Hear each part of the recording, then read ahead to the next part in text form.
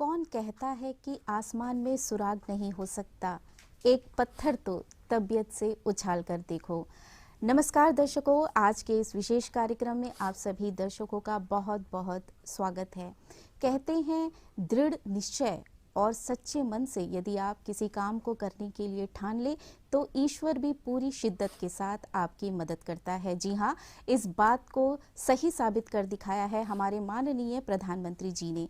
जी हाँ, आयुष्मान भारत जो कि भारत के लिए आयुष्मान एक आशीर्वाद के रूप में सिद्ध हुआ है। वैसे तो हमारे माननीय प्रधानमंत्री जी ने बहुत सारी योजनाओं की शुरुआत की है, लेकिन आज हम बात करेंगे आयुष्मान भारत, जी हाँ, प्रधानमंत्री जन आरोग्य योजना के विषय में। और बातचीत करने के लिए आज हमने अपने स्टूडियो में आमंत्रित किया है आयुष्मान भारत प्रधानमंत्री जन आरोग्य योजना के nodal officer doctor P Lal ji को। तो सर, आपका हमारे कार्यक्रम में बहुत बहुत स्वागत है। धन्यवाद। दर्शकों, मुझे आपको बताते हुए ये बेहद ही खुशी हो रही है कि अब हमारा दूरदर्शन केंद्र सोशल मीडिया के प्लेटफॉर्म पर एक्टिव हो चुका है। अब आप हमारे इस लाइव स्ट्रीम कार्यक्रम को अपने टीवी के अलावा अपने मोबाइल सेट पर भी कहीं भी देख सकते हैं। अपने मोबाइल सेट पर हमारे इस लाइव स्ट्रीम कार्यक्रम को देखने के लिए आप ट्विटर हैंडल पर जाकर फॉलो करें @DDK_पोर्ट ब्लेयर, और हमारा फेसबुक आईडी है दूरदर्शन पोर्ट ब्लेयर, और आप हमें यूट्यूब चैनल पर जाकर सब्सक्राइब कर सकते हैं दूरदर्शन केंद्र पोर्ट ब्लेयर पर। तो सर, जैसा कि आज हम बात करेंगे आयुष्मान भारत प्रधानमंत्री जन आरोग्य योजना के बारे में, सबसे पहले तो हम ये जानना चाहेंगे कि ये जो योजना है ये क्या है और प्रधानमंत्री द्वारा इसे शुरू किए जाने का उद्देश्य क्या था। आयुष्मान भारत प्रधानमंत्री जन आरोग्य योजना ये हमारे माननीय प्रधानमंत्री श्री नरेंद्र मोदी जी के नेतृत्व में भारत सरकार द्वारा की गई एक महत्वाकांक्षी पहल है। इस योजना के उद्देश्य ये है कि हमारे देश के जो गरीब से गरीब परिवार है उसका कोई भी सदस्य यदि गंभीर रूप से बीमार पड़ता है तो उसका इलाज मुफ्त में किया जाए, सरकारी खर्च में किया जाए। तो इस योजना की शुरुआत हमारे प्रधानमंत्री जी ने 31 सितंबर 2018 को झारखंड राज्य के रांची शहर से किया था जी। और जैसे हम जानते हैं कि अब ये शुरुआत के बाद 3 साल हो गए इसके, और इन 3 सालों में इस योजना ने काफ़ी कुछ अचीव किया है जी। इन 3 सालों में लगभग 2 करोड़ एडमिशन्स हुए हैं, 2 करोड़ लोगों का इलाज हुआ है, और एकदम 16 करोड़ लोगों के लिए पीएमजे कार्ड्स बने हैं। तो यदि हम देखें कि इसकी आवश्यकता क्यों पड़ी जी। हम सब जानते हैं कि जब हम कोई गंभीर बीमारी से पीड़ित होते हैं, मान लीजिए आपको कहा जाए कि आपको कैंसर हो गया या आपको हार्ट अटैक हो गया, तो सुनते ही आपके मन में क्या आता है, इतना तनाव आ जाता है। बिल्कुल। और उसके अलावा फिर जो मरीज़ है उसको तो है ही, साथ में जो परिवार के लोग भी उस पर अफेक्ट हो जाते हैं। तो एक तो ये मानसिक तनाव गंभीर बीमारी का, उसके बाद फिर सवाल उठता है कि इसका इलाज कैसे किया जाए। हम सब जानते हैं कि गंभीर बीमारी का इलाज खर्चा बहुत होता है। तो यदि हम देखें तो किसी को गंभीर बीमारी हो जाता है तो वो कैसे इलाज करते हैं। अगर मान लीजिए वो गवर्नमेंट सर्वेंट है तो उसके लिए कई स्कीम्स चलते हैं। सेंट्रल गवर्नमेंट में है तो सेंट्रल गवर्नमेंट हेल्थ स्कीम चलता है, उससे उसका ट्रीटमेंट फ्री हो जाता है। या जैसे अंडमान में है, गवर्नमेंट सर्वेंट है तो उनका रीइंबर्समेंट हो जाता है अगर कोई एम्पैनल्ड हॉस्पिटल में इलाज किया जाए। और मान लीजिए ये व्यक्ति प्राइवेट में काम कर रहा है तो काफ़ी प्राइवेट कंपनीज़ भी अपना ग्रुप इंश्योरेंस करवाती है कि जो एम्प्लॉई होता है उसके सैलरी से कुछ कट करके बीमा कंपनी को प्रीमियम देता है, और फिर जब ज़रूरत होता है तो उसका इलाज बीमा कंपनी उसके इलाज का पेमेंट करता है। तीसरा ऑप्शन है कि आदमी खुद हेल्थ इंश्योरेंस खरीदे। आपने देखा होगा टीवी पे ऐड आता है, policybazaar.com पे जाइए और हेल्थ इंश्योरेंस खरीदिए। तो उसमें भी फिर वही प्रीमियम आपको बांधना पड़ता है, और जब ज़रूरत पड़ता है तो फिर इंश्योरेंस कंपनी आपके इलाज का खर्चा उठाती है।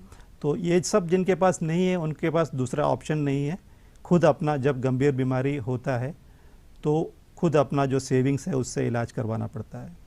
तो यहाँ पर फिर वो गरीब परिवार का जो हालत है वो काफ़ी खस्ता हो जाता है। उनके पास खुद का सेविंग्स होता नहीं है, तो फिर उनको किसी से उधार लेना पड़ता है या अपना ज़मीन गिरवी रखना पड़ता है। और तो फिर इसमें क्या हुआ, बीमारी ने मारा, उसके ऊपर फिर और गरीब होते चला जाता है।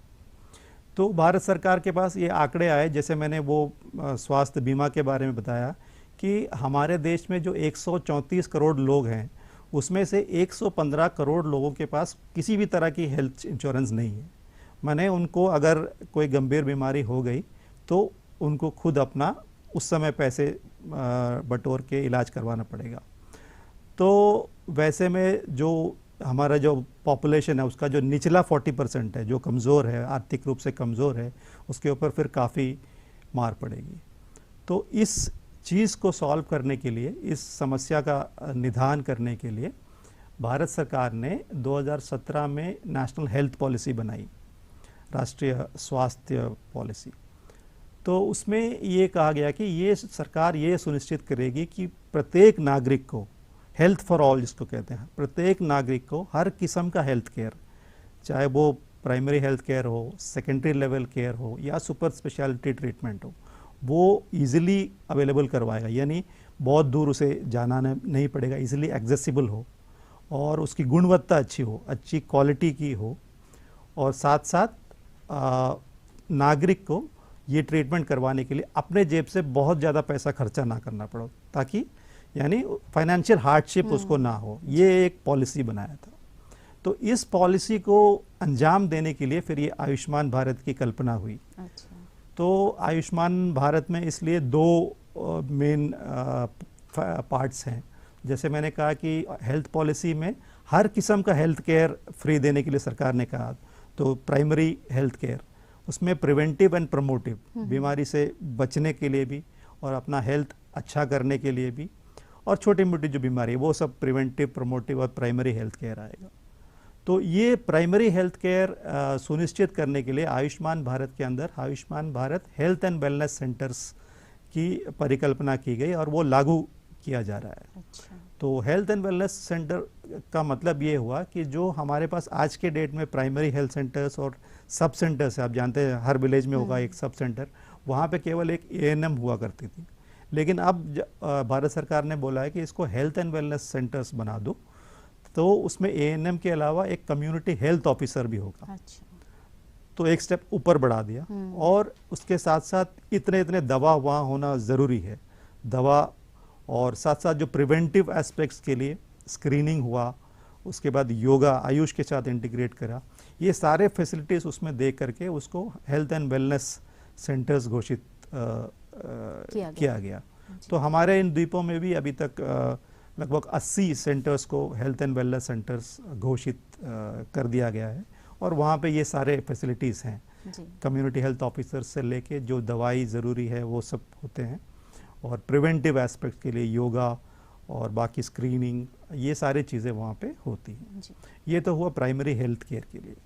दूसरा जो गंभीर बीमारी है सेकेंडरी लेवल और टर्शरी केयर के लिए, उसके लिए ये आयुष्मान भारत प्रधानमंत्री जन आरोग्य योजना का आरंभ किया गया है।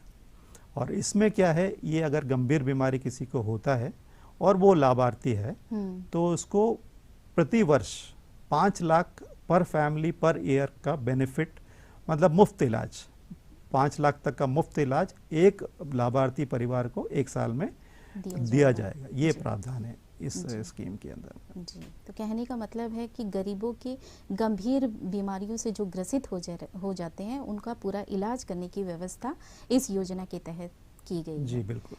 तो दर्शकों, चलिए देखते हैं इस योजना को कब और कहां शुरू किया गया।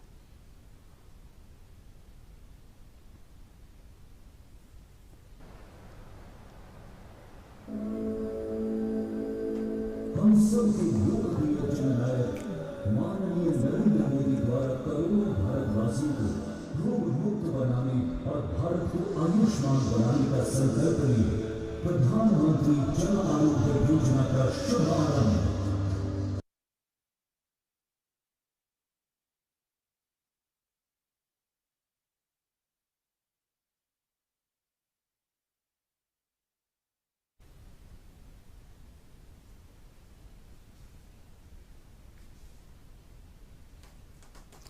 तो सर, जैसे कि हम बात करें आयुष्मान भारत प्रधानमंत्री जन आरोग्य योजना के बारे में, अब हम ये जानना चाहेंगे आपसे कि इस योजना के तहत किन किन लाभार्थियों का चयन किया जाता है। जी, जैसे मैंने शुरू में कहा कि ये योजना जो गरीब से गरीब परिवार हैं उनको कवर करने के लिए लागू किया गया। जी।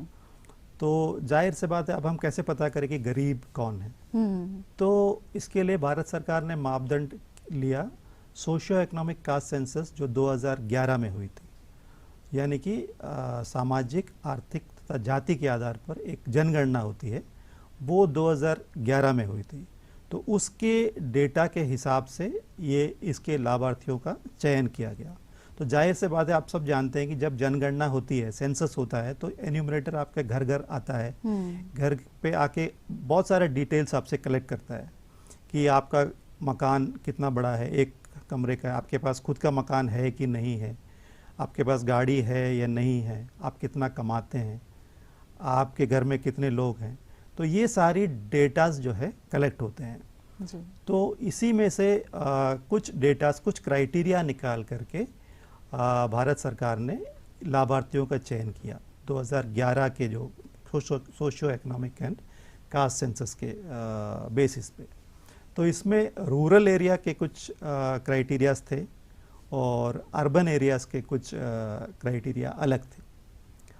तो मान लीजिए अब रूरल एरिया है तो वहाँ पे ये क्राइटेरिया रखा गया कि मकान बहुत छोटा है, एक कमरे का है, कच्चा मकान है, या फिर जो परिवार है उसमें कोई भी अडल्ट मेंबर नहीं है जो 16 से 59 ईयर्स के बीच में जो कमाने लायक है, या उसी परिवार में कोई मेल मेंबर नहीं है जो कमा पाए, सब फीमेल्स हैं उस पर, या सब विकलांग है, कोई सब फिजिकली डिसेबल्ड है, उनका कोई लैंड नहीं है, और या SC ST के लोग हैं, और इस तरह का क्राइटेरिया रूरल एरिया में लिया गया। तो सोशियो इकोनॉमिक कास्ट सेंसस में ये क्राइटेरिया में जो जो फिट हुए उनको सब लाभार्थी बनाया गया।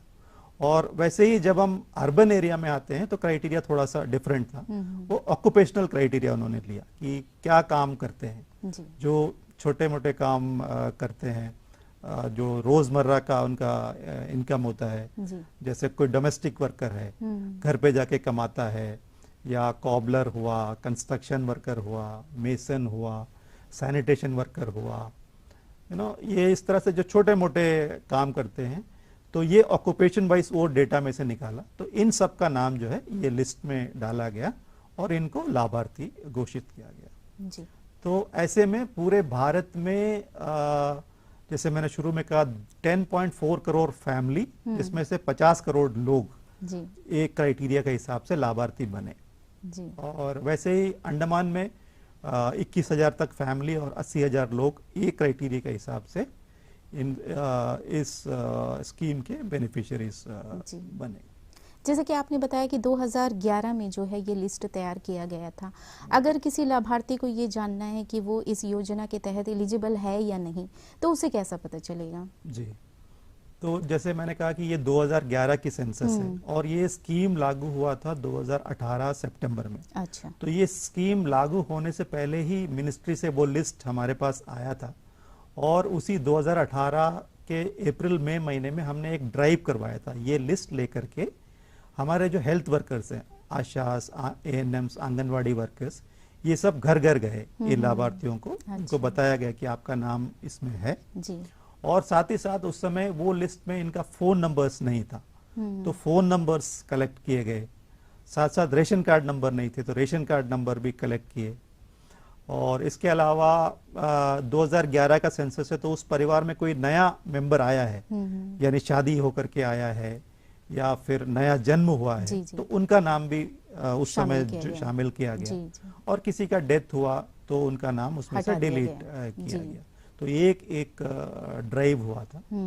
इसके अलावा जैसे ही स्कीम लागू हुआ तो प्रधानमंत्री जी के ऑफिस से एक चिट्ठी आई थी सभी लाभार्थियों, जितने भी लाभार्थी परिवार हैं, एक परिवार को एक PM ऑफिस से चिट्ठी आई थी जिसमें ये बताया गया कि आपका परिवार इसमें लाभार्थी है। अच्छा। ये मेंबर्स हैं आपके परिवार के जो इसमें लाभार्थी हैं और आपका हाउस होल्ड आईडी ये है।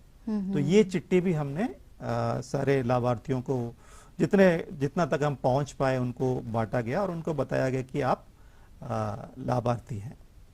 अच्छा, इसके अलावा अगर अभी भी हम जानना चाहते हैं कि लाभार्थी आप हैं कि नहीं इसमें, तो इसके लिए भी प्रावधान है इसमें। अच्छा। एक वेबसाइट है जो जिसको हमारा जो नेशनल हेल्थ अथॉरिटी है जो इस योजना को नेशनल लेवल पे लागू करता है जी, वो चलाता है। तो देख सकते हैं। हाँ, स्क्रीन पे देख सकते हैं। वेबसाइट का नाम है mera.pmjay.gov.in जी। तो इस पे आप लॉगिन करके अपना फोन नंबर डालिएगा। अच्छा।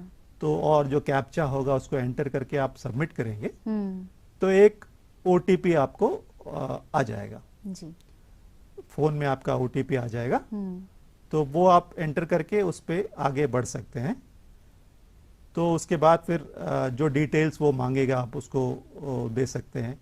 आपका नाम हुआ, नाम डालेंगे तो फिर उसके बाद एड्रेस पूछेगा, आपका डिस्ट्रिक्ट और स्टेट वगैरह। वो सारी चीज़ें जब फिल करें तो फिर उसका रिजल्ट्स दिखाएगा आपका नाम उस पे है या नहीं। अच्छा। जैसे अभी ये स्टेट स्क्रॉल किया, अंडमान निकोबार, डिस्ट्रिक्ट दिया है तो एड्रेस डाल दिया। तो ये वेबसाइट आपको बता देगा कि तो ये नाम से कितने लोग हैं, उस पे आ जाएगा। तो आपका नाम उस पे है तो आपको पता लग जाए कि आप इसमें है जी जी। तो इससे फिर आपको फिर आपके अगला स्टेप है आपको जाकर के अपना कार्ड, पीएमजे कार्ड बनाना है। तभी आपका जो है इलाज, आपको इलाज करवाना है तो पीएमजे कार्ड फिर बनाना पड़ता है जी। तो जानकारी लेने के लिए और भी ऑप्शंस हैं। ये तो मैंने ये वेबसाइट बताया। सर हम चाहेंगे कि आप वेबसाइट का नाम एक बार फिर से बताएं। हाँ, www.mera.pmjay प्रधानमंत्री जन आरोग्य योजना PMJAY.gov.in जी। ये हो गया वेबसाइट। इसके अलावा एक टोल फ्री नंबर भी है 1455 इस पे आप, ये 24 घंटे खुले रहता है। इस पे आप कभी भी डायल करके बहुत सारी समस्याओं का समाधान इस कॉल सेंटर से हो जाता है। तो इसकी खासियत ये है कि हर लैंग्वेज में ये अवेलेबल है। अच्छा। तो जैसे आप कॉल उसमें जाएंगे तो आपको बताया जाएगा आप हिंदी में चाहते तो 1 दबाइए, इंग्लिश में 2 दबाइए। वैसे रीजनल लैंग्वेजेस उसमें बहुत है और उसमें जाकर के आप ये पता लगा सकते हैं कि आप इसमें बेनिफिशियरी है कि नहीं। साथ ही अगर बेनिफिशियरी हैं, आप इलाज करवाना चाहते हैं तो कौन कौन से हॉस्पिटल्स अवेलेबल हैं वो भी उसमें से आपको मिल जाएगा। वैसे ही आप कोई लाभार्थी, आपकी कोई शिकायत है, हॉस्पिटल में आपके साथ कुछ बुरा हुआ, तब भी ये जो 24 घंटे ये 24/7 ये कॉल सेंटर खुला रहता है। इस पे आप कॉल करके आप अपना शिकायत दर्ज करवा सकते हैं और आपका समाधान जरूर उस पे मिल जाएगा, निवारण किया जाएगा। ये तो हो गई सिलेक्शन की बातें कि कौन कौन से एलिजिबल है या नहीं। अब हम ये जानना चाहेंगे कि इस योजना के तहत जो लाभार्थी हैं उनको कौन कौन से लाभ मिलते हैं, कौन कौन से बेनिफिट्स मिलते हैं जी। उससे पहले मैं जैसे बता रहा था कि इसमें एक कार्ड बनाने की प्रक्रिया है। एलिजिबल तो हो गया, आपका नाम है जी। तो उसके बाद क्या होता है कि अगर नाम है तो आपको कार्ड बनाना पड़ता है, पीएमजे कार्ड जरूरी होता है जी। तो उसके लिए आपको या तो कॉमन सर्विस सेंटर जाकर के बना सकते हैं या हमारे जो 3 एम्पैनल्ड हॉस्पिटल अंडमान निकोबार में, एक GB Pant hospital port Blair, एक डॉक्टर बीजेआर हॉस्पिटल कार निकोबार या हमारा आरपी हॉस्पिटल मायाबंदर, यहाँ पर सब जाकर के आप कार्ड बना सकते हैं। ओके। और अंडमान में एक और सुविधा अब हमने रिसेंटली किया है कि ये जो लिस्ट हमने सारे डिप्यूटी कमिश्नर्स ऑफिस में भी भिजवा दिया है कि अब तक किस किस का कार्ड अब नहीं बना है जी। और साउथ अंडमान में तो इवन तहसील ऑफिस में ये लिस्ट हमने मुहैया करवाया है। पटवार खाना में भी ये लिस्ट उपलब्ध करवाया है। तो लाभार्थी वहां जाकर भी पता लगा सकते हैं कि उनका नाम इस लिस्ट में है कि नहीं जी। अच्छा, अब बात करते हैं कि लाभ इसमें क्या मिलता है जी। तो जैसे शुरुआत में मैंने बताया कि गंभीर बीमारी का बीमारी। जो इलाज इस पे हम करवा सकते हैं। तो सबसे बड़ी खूबी इसमें ये है कि उसको हम पोर्टेबिलिटी फीचर कहते हैं। तो अगर हम अंडमान के लाभार्थी हैं और हमारे पास वो पीएमजे कार्ड है, तो हम वो कार्ड लेकर के पूरे देश में कहीं भी जाकर के एक एम्पैनल्ड हॉस्पिटल में अपना इलाज करवा सकते हैं। अच्छा। और हॉस्पिटल कौन सा एम्पैनल्ड है वो जानने के लिए, जैसे मैंने कहा, ये या तो वेबसाइट पे जाइए या टोल फ्री नंबर पे पता कर सकते हैं। इसके अलावा एक ऐप भी है। अच्छा। वो आप गूगल प्ले स्टोर पे जाके PMJY ऐप टाइप करेंगे तो वो डाउनलोड कर सकते हैं। उसमें से भी आपको पता लग जाता है कि एम्पैनल्ड हॉस्पिटल कौन कौन से। तो ये एम्पैनल्ड हॉस्पिटल में आप अपना प्रतिवर्ष एक फैमिली को 5 लाख रुपए तक का इलाज करवा सकते हैं। तो जब भी ये हॉस्पिटल में जाते हैं तो वहाँ पर भी एक आयुष्मान भारत का काउंटर होता है। वहाँ पे एक डेडिकेटेड स्टाफ होता है जिसको हम बोलते हैं कि आरोग्य मित्र या प्रधानमंत्री आरोग्य मित्र। वो आपके मदद के लिए रहते हैं वहाँ पे। वो आपका कार्ड लेकर के फिर आपको रजिस्टर करते हैं। वो ये स्कीम टोटली IT बेस्ड है, माने डिजिटल है। तो एक हर चीज के लिए एक अलग अलग पोर्टल है। जैसे मैंने वो कार्ड बनाने के लिए एक पोर्टल है जिसको बेनिफिशियरी आइडेंटिफिकेशन सिस्टम बोलते हैं, उसमें से कार्ड बनता है। वैसे ही जब हम हॉस्पिटल में जाते हैं इलाज करने के लिए तो उसका एक अलग सा पोर्टल है, उसको हम बोलते हैं ट्रांजैक्शन मैनेजमेंट सिस्टम। तो उसी में ये जो आप मैंने बताया कि आरोग्य मित्र है वो आपको रजिस्टर करता है और फिर आपका इलाज चालू हो जाता है।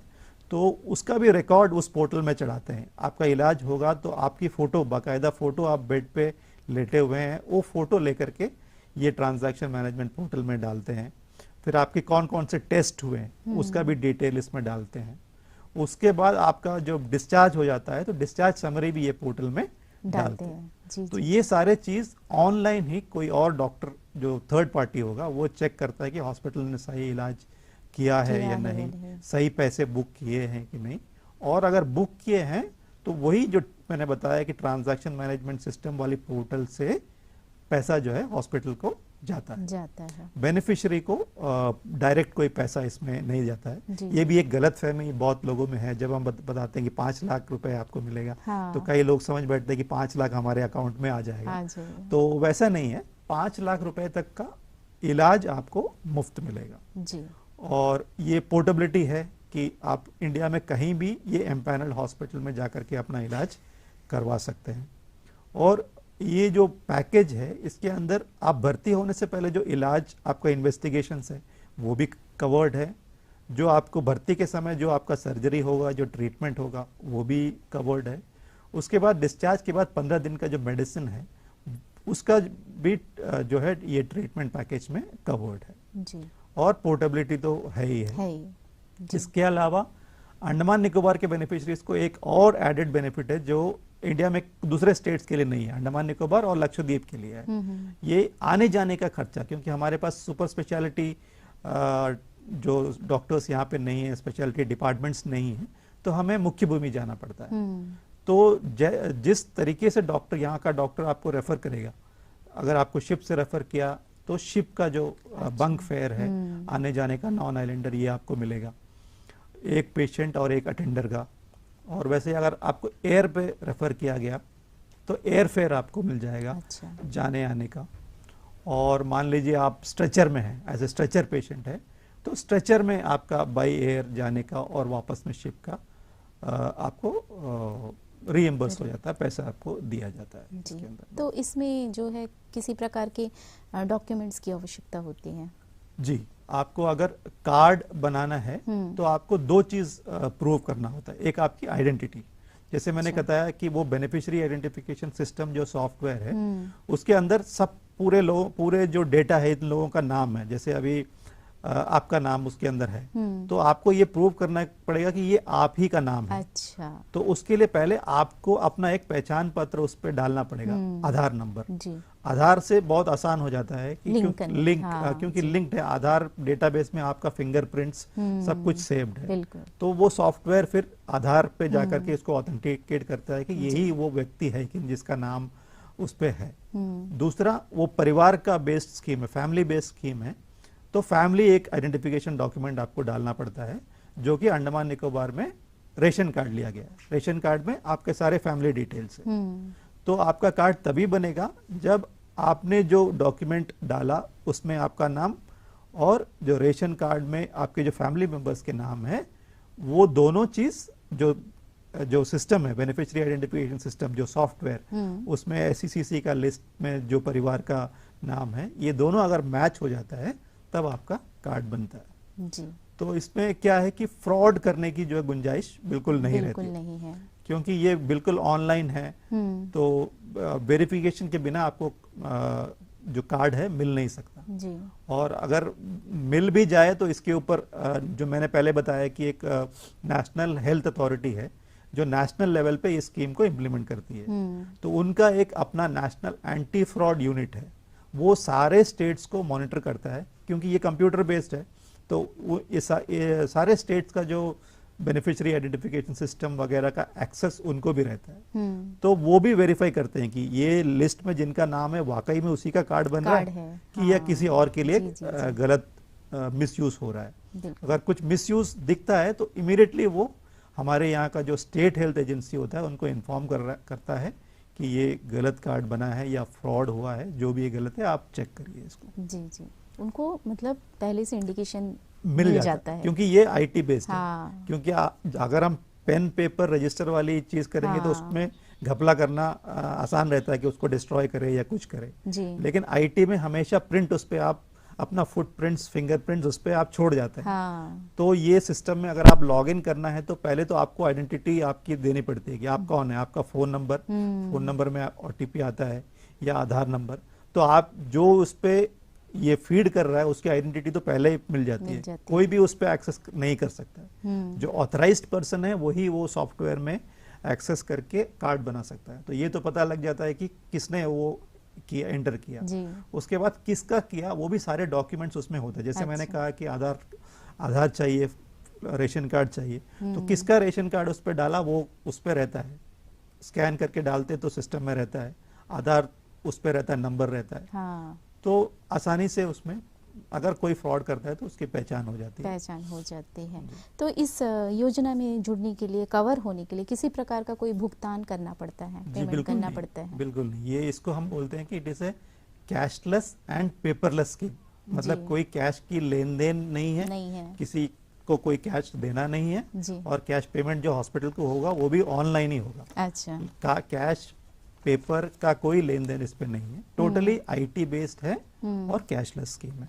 और यदि कोई कैश डिमांड करता है, पेशेंट से डिमांड करता है, तो मैंने जैसे वो टोल फ्री नंबर बताया था 14555 या एक और नंबर है 1800111565।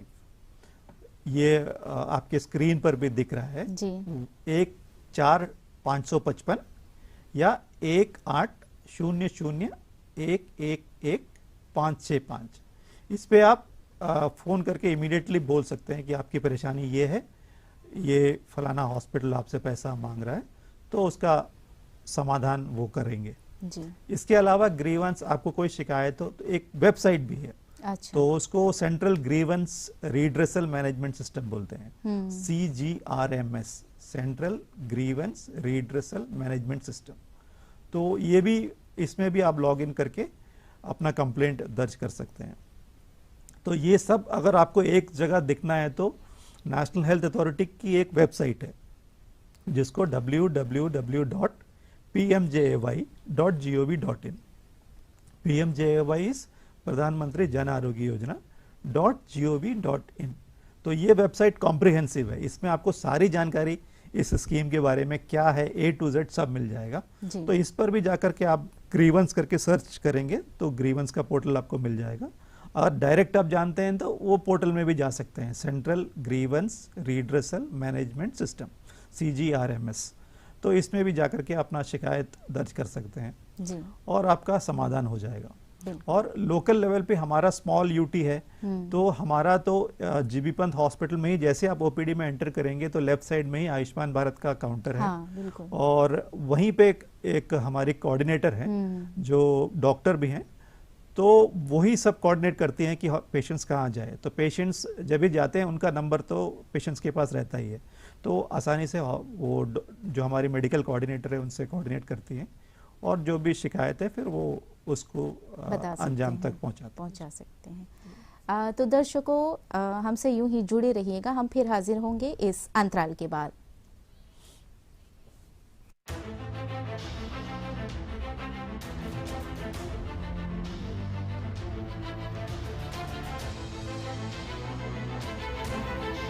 मन की बात।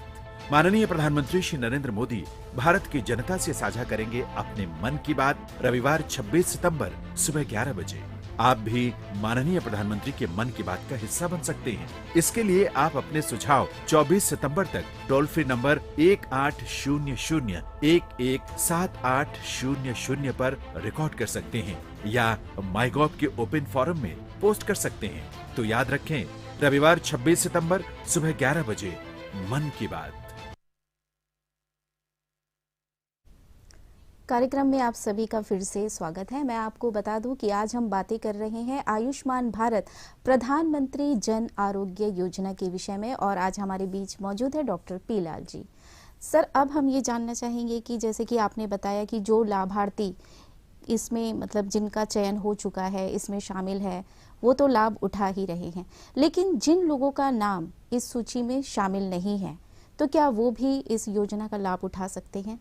जी, ये बहुत अच्छा सवाल आपने पूछा, और ये सवाल कई लोग हमसे भी पूछते हैं जी। तो इसका निदान में मैं कर देता हूँ यहीं पे। तो इसमें कंफ्यूजन इसलिए आ रहा था कि हमारे अंडमान निकोबार में एक स्कीम ऑलरेडी चल रही थी, उसका नाम Anishi, Andaman and Nicobar islands scheme for health insurance. तो इस स्कीम के तहत भी हम ऐसे ही पेशेंट्स को मुख्य भूमि रेफर करते थे इलाज के लिए, और ये स्कीम 2015 से लागू था, चल रहा था। तो इस स्कीम और आयुष्मान भारत में फ़र्क ये है कि आयुष्मान भारत में जैसे मैंने बताया कि एक लिस्ट ऑलरेडी तैयार है और उसी में से लोगों को चुना गया। तो कौन कौन लोग लाभार्थी हैं उनका नाम पहले से आयुष्मान भारत में है, बट अनीशी का जो मोड ऑफ ऑपरेशन वैसा नहीं था। उसमें हमने 3 क्राइटेरिया रखे थे कि अंडमान निकोबार का कोई भी परमानेंट रेसिडेंट जिसका annual income less than 3 lakh हो।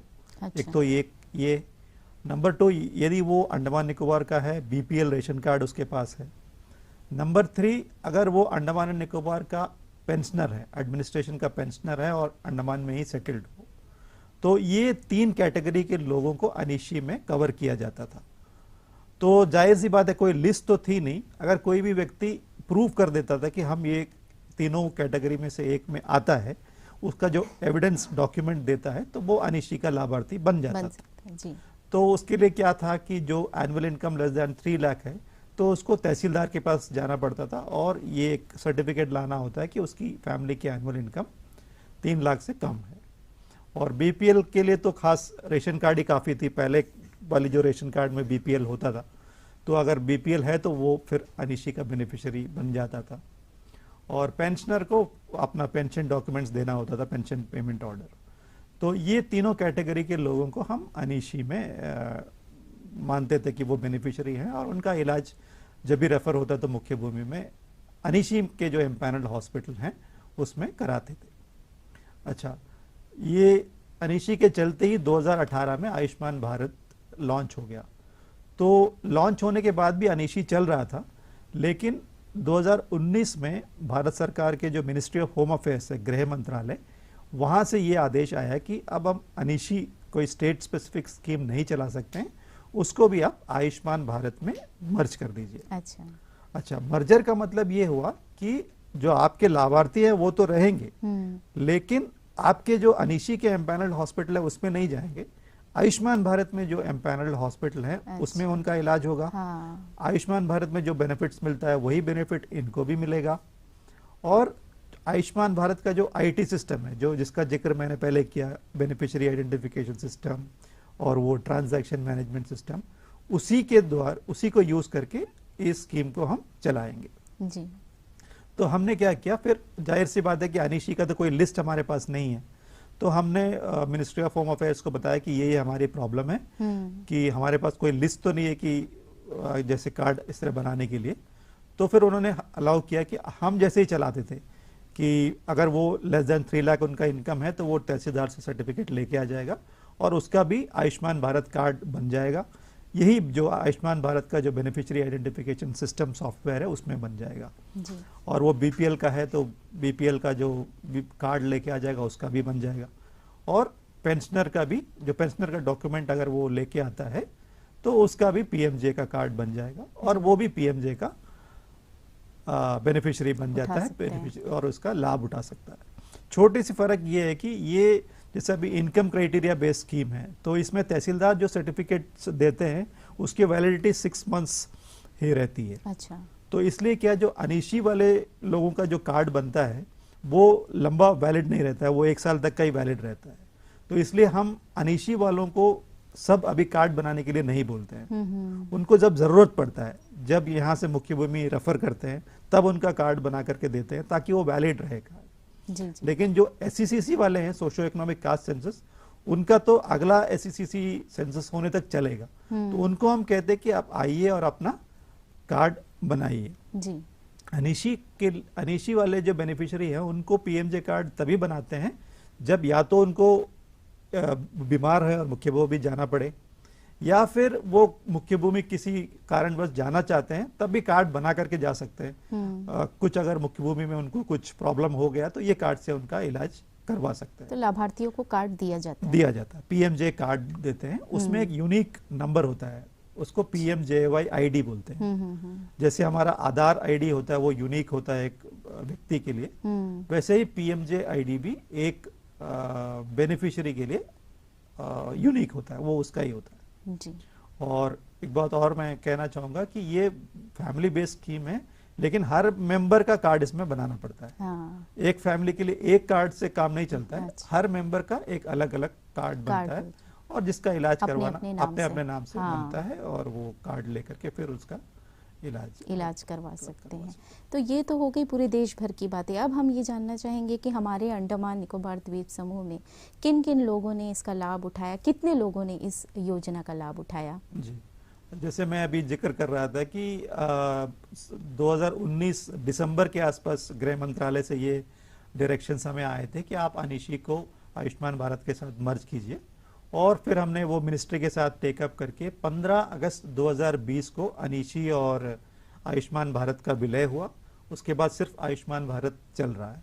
तो ये 15 अगस्त 2020 के बाद अब तक 320 लोग जो है मुख्य भूमि जाकर के आयुष्मान भारत के अंडर में अपना इलाज करवा चुके हैं, और वो भी अलग अलग राज्यों में गए हैं। तमिलनाडु में गए हैं, वेस्ट बंगाल में गए हैं, केरला में गए हैं, एम्स ऋषिकेश उत्तराखंड में भी जाकर के लोगों ने इलाज करवाया है। जी जी। तो चलिए दर्शकों, हम देखते हैं, हर किसी के विचार जानना तो संभव नहीं है इस कम समय के अंतराल में, तो कुछ लोगों से मिलकर हमने बातचीत की। चलिए देखते हैं। मेरा नाम मोहम्मद एजाज आलम है। हमारा उम्र 62 साल है। हमारा फैमिली में 6 आदमी है। प्राइवेट काम करता हूँ। मुझे छाती का दर्द महसूस हुआ। मैं मेडिकल गया जीवन हॉस्पिटल में। वहाँ डॉक्टर देखने के बाद बताया कि तुम्हारा हार्ट का प्रॉब्लम है, तकलीफ़ है। और इसके बाद जो है डॉक्टर मैं बहुत गरीब आदमी हूँ, हमारे पास पैसा नहीं है। उसके बाद पता चला कि आयुष्मान भारत की तरफ से यहाँ से रेफ़र करता है मेनलैंड। और उसके बाद आयुष्मान कार्ड बनाया और मैं कलकत्ता गया पैलेस हॉस्पिटल। वहाँ जाने के बाद मेरा बहुत अच्छा इलाज हुआ। इलाज होने के बाद मैं पोर्ट ब्लेयर वापस आया। यहाँ आने के बाद जो बहुत अच्छा महसूस कर रहा हूँ।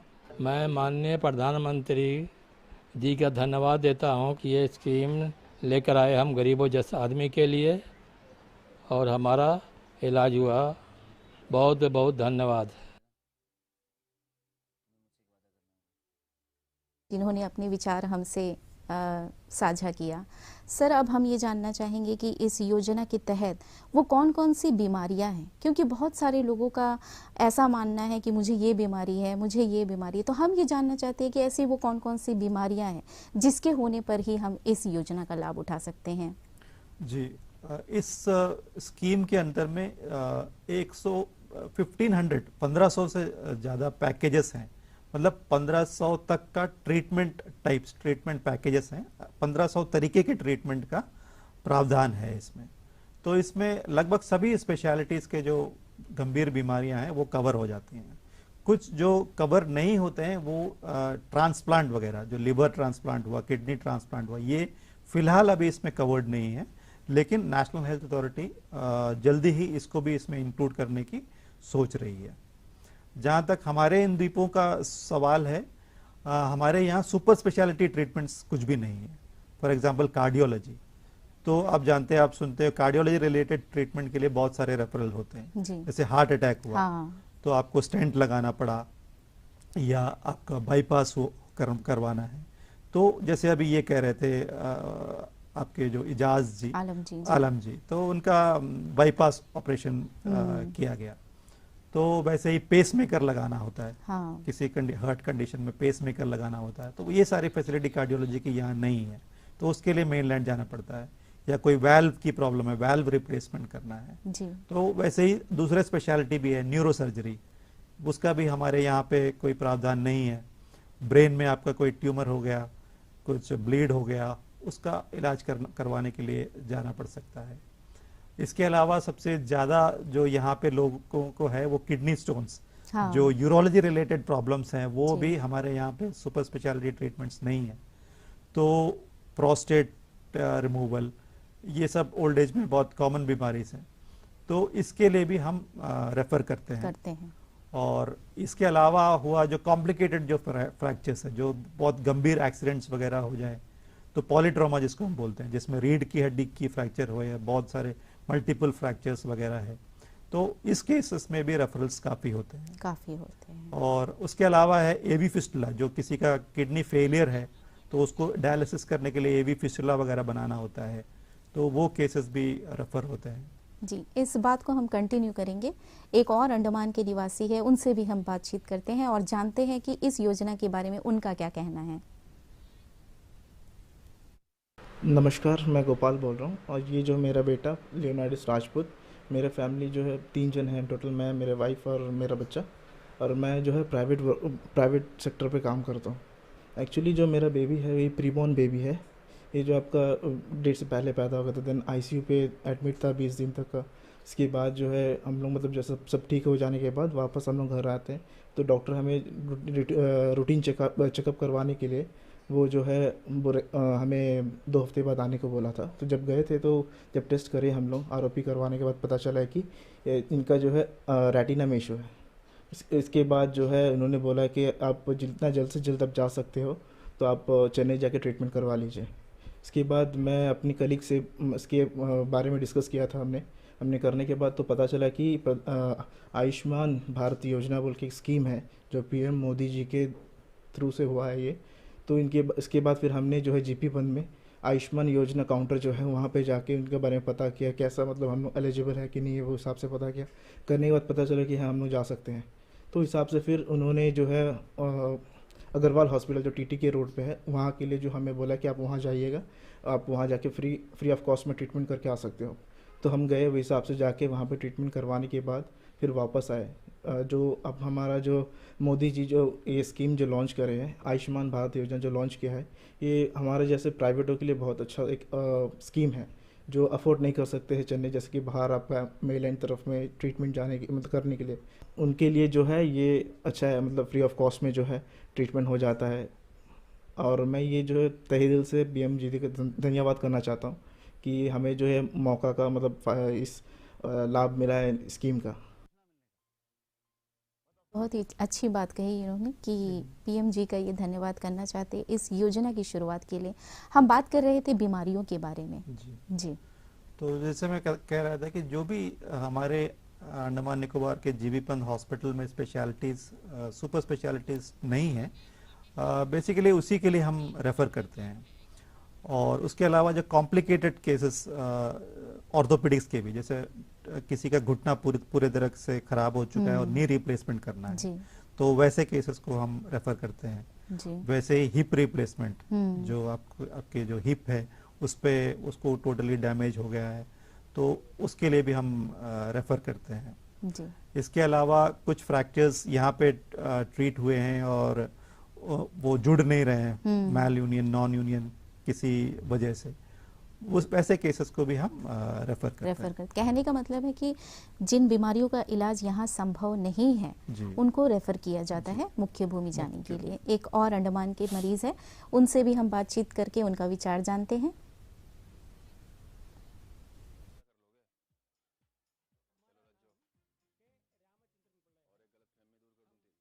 इधर आके 20 साल तक हो गया।